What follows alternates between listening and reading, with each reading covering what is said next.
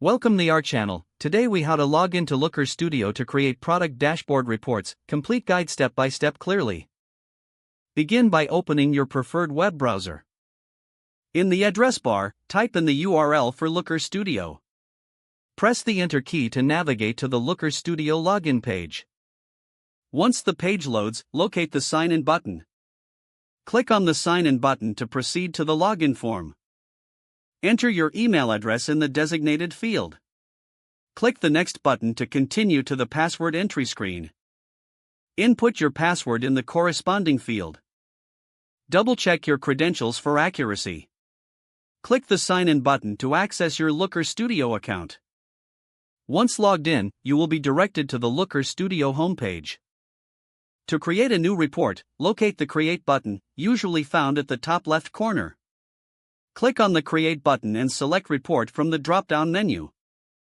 You will see a page prompting you to choose a data source. Select the data source you want to use for your product dashboard. If necessary, authorize Looker Studio to access your data. After selecting the data source, click the Connect button. You will then be taken to the report editing interface. Give your report a name by clicking on Untitled Report at the top. Type in the desired name for your product dashboard report. Start adding charts and tables by clicking on the appropriate options from the toolbar. Customize your visualizations according to your data needs. Arrange the elements on your dashboard by dragging and dropping. Once satisfied with your layout, click on the Share button in the top right corner to collaborate. You can manage access permissions by entering email addresses of collaborators.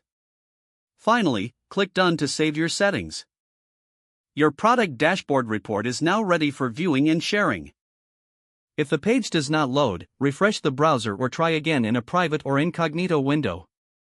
Don't forget to like this video and subscribe to our channel for more step-by-step tech guides.